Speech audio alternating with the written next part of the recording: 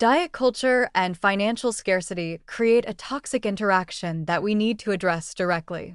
Diet culture sells restriction and expensive solutions, while financial stress triggers both restriction through actual scarcity and binge cycles through stress and deprivation psychology. Understanding this dynamic is crucial for maintaining a healthy relationship with food during financial hardship. The scarcity mindset operates on multiple levels. Actual scarcity, not enough money for adequate food, triggers biological and psychological responses designed for survival. Your body increases hunger hormones, slows metabolism, and intensifies cravings for calorie-dense foods. Simultaneously, your brain fixates on food and experiences anxiety around food security. This is adaptive when scarcity is temporary, but chronic scarcity creates persistent dysfunctional patterns. Cultural scarcity adds another layer. We're taught that good food is expensive organic produce and lean proteins, while bad food is cheap starches and processed items. When budget forces you toward cheaper foods, diet culture triggers shame and a sense of failure, even though you're making rational economic choices. This shame compounds stress and often triggers disordered eating patterns. The restriction binge cycle intensifies under financial stress. Restricting because money is tight or because you've internalized diet rules leads to hunger, deprivation feelings, and intense cravings. Eventually, restriction breaks. Maybe a small windfall, maybe just desperation, and binge eating on previously forbidden foods follows. Then shame, renewed restriction, and the cycle continues. Cognitive reframing is essential. Nourishment versus deprivation. You're not making do with beans and rice. You're nourishing yourself with complete protein and complex carbs. Satisfaction versus restriction. Eating enough to feel satisfied prevents the desperate hunger that leads to poor choices. Gentle nutrition versus diet rules. Making generally nutritious choices most of the time without rigid rules that set you up for failure.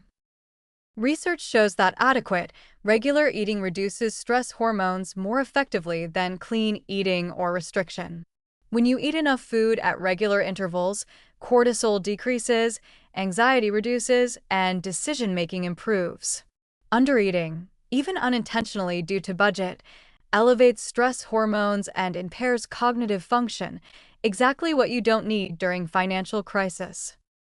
The paradoxical possibility is that financial hardship can improve your relationship with food.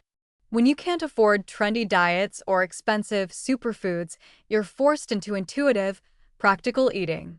You eat what's available and affordable. You eat when you're hungry. You focus on satiety and energy rather than calories or food rules. For people who've struggled with disordered eating or diet obsession, financial constraint can paradoxically liberate them from those patterns. Identifying hunger and fullness cues becomes practical necessity rather than mindfulness exercise. When food is constrained, you learn to recognize actual hunger versus boredom or emotion. You learn what satiety feels like because overshooting it wastes limited food. You build trust with your body's signals rather than following external rules. Challenging food rules developed during abundance is crucial. The rule that carbs are bad, beans and rice are staples that cultures have thrived on for millennia. The rule that eating after 8 p.m. causes weight gain. Your body doesn't know what time it is, it knows whether you've eaten enough. The rule that meal replacement shakes are healthier than real food. They're processed products sold at premium prices, while actual food nourishes better. Building body trust with limited resources means accepting that your body knows what it needs. If you're craving carbohydrates, you probably need energy. If you're craving protein, your body is signaling that need. If you're craving fats, you need them for hormone production and nutrient absorption. Within your budget constraints, honoring these cravings with real food builds trust rather than fighting your body with rules. The unique stress of being unable to follow trendy diets can be reframed as freedom. You're not failing because you can't afford Whole30 or Paleo or whatever the current trend is. You're liberated from the expense and restriction of these often questionable dietary approaches. You're eating real food that fits your budget and satisfies you. That's success, not failure.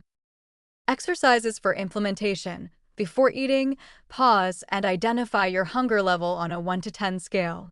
During meals, check in halfway through and assess satiety. After meals, notice how different foods affect your energy and mood. Keep a simple log if helpful, but avoid obsessive tracking that recreates diet culture. The goal is eating adequately and enjoyably with whatever resources you have, free from shame and restriction cycles. Financial hardship doesn't require food-related psychological suffering on top of the economic stress.